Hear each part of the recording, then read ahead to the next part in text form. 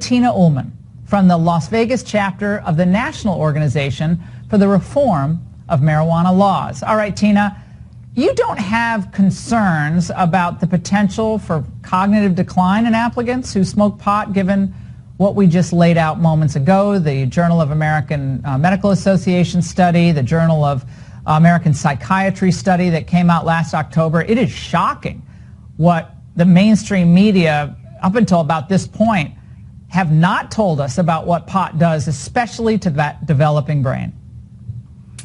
Yeah, for myself, I've been inundated with all positive statistics, like 24% reduction in states that have medical marijuana, in opioid fatalities. So I've been focusing on the positive statistics that come from it. Nevada voters did vote for recreational cannabis 2 years ago, and we asked that it be treated just like alcohol in question 2, and that's what we're still asking today.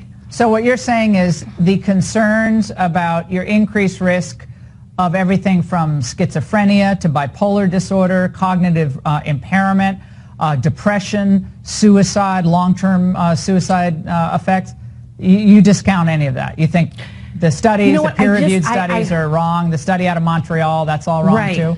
Right. I'm really focusing on what this drug can do as an exit drug instead of an entrance drug. Because the fact of the matter is, Laura, is we have an opioid epidemic, right? We know pills kill. This is a white suburban problem.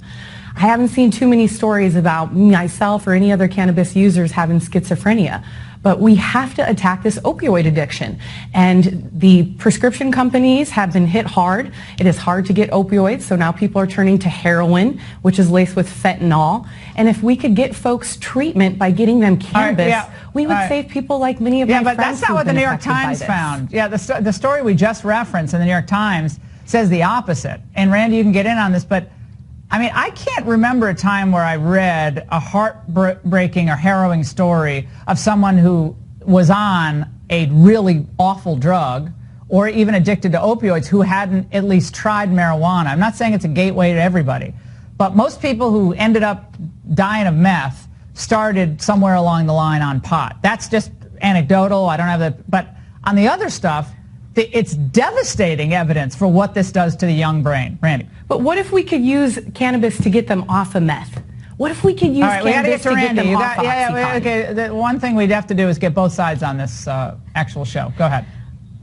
Well, we're more focused on the employee and then not on necessarily on the young brain. But when Nevada legalized recreational use, we saw a significant increase in positive drug testing in the workplace. Roughly 37% of Nevada employees were using drugs and going to work every day. So we've been dealing with this issue for several years now, and we're trying to figure out how best to face the fact that we've got conflicting laws. This law that passed in Nevada says you have to hire someone if they test positive, yet that totally conflicts with federal law that calls this a controlled substance. So we're putting employers in a really tough spot, and we really need the federal government to kind of take some action here. Yeah, we are putting employers in a tough spot. Well, it's actually the employers that came to our legislators and said, we can't find anybody that can pass a drug test.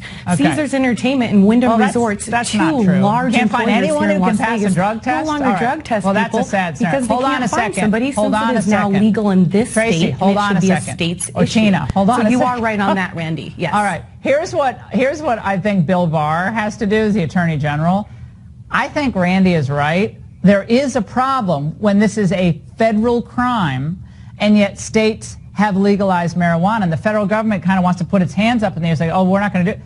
Well, this is a problem. And I think this conflict, whatever position you have on this particular issue of drug testing, this shows that we have a conflict. And both of you did a great job. Thank you so much.